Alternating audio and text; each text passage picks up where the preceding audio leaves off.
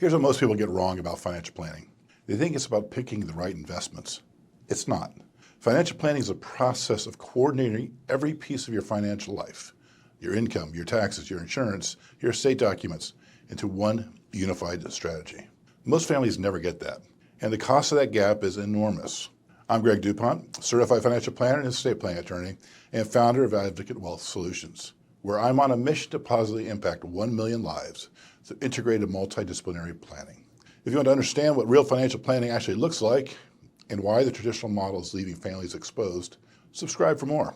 Chapter 1, the broken model nobody talks about. Most people walking into a financial advisor's office believe they're getting a financial plan and guidance.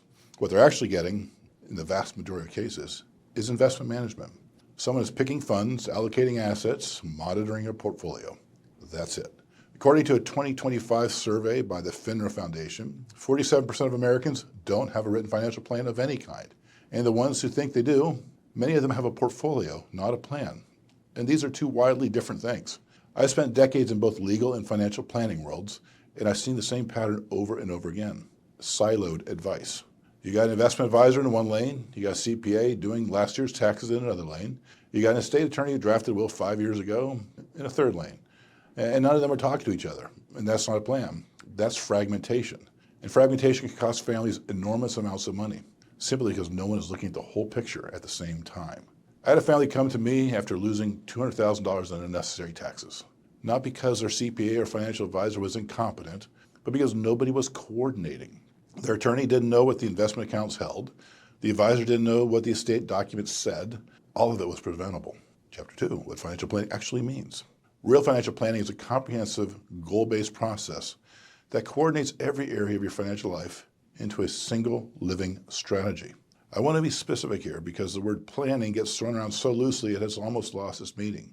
A genuine financial plan starts with your goals, not just I want to retire someday, but real, named, specific objectives with dollar amounts and timelines attached to them. For example, I want to retire 62 years old with an $8,500 a month after-tax income. I want to pay off the house before the kids leave for college, and I want to leave at least $500,000 for my grandchildren. Those are goals. And every decision in your plan, how you invest, how you structure your accounts, how you title your assets, flows from those goals.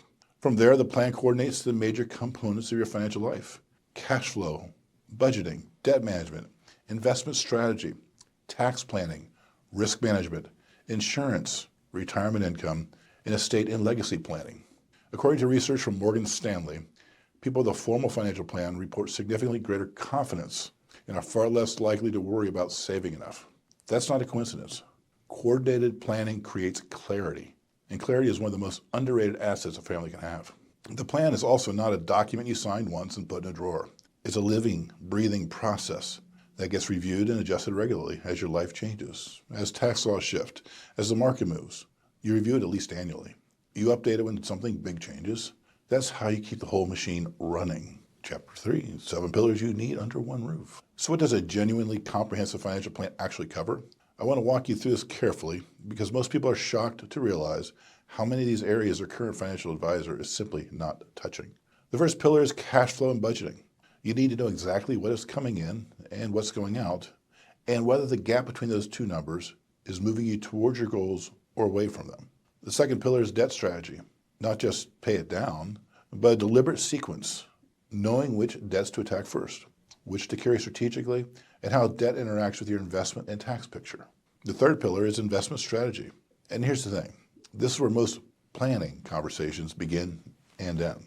But investment strategy without tax context, estate context, and income strategy, that's just a portfolio, not a plan.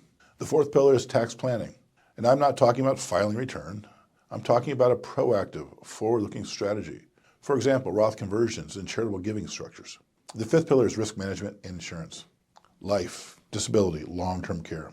If you want to make longevity a blessing and not a curse, you've got to have the right protections in place so that a health event doesn't wipe out a generation's worth of savings. The sixth pillar is retirement income planning. Specifically, how you draw down assets in the right sequence from the right accounts at the right time. The accumulation phase and distribution phase require completely different strategies. Most people are using accumulation rules in a distribution world, and that mismatch is expensive. And the seventh pillar is estate and legacy planning. Who gets what, in what form, And how do you make sure it gets there without the probate eating a big portion of it? I've seen beneficiary designations that contradict trust documents. I've seen wills that nobody bothered to update after second marriage. This is exactly where fragmentation does its worst damage. Uncle Sam and the probate courts are the ones who fill the gaps. Chapter 4, what to do right now.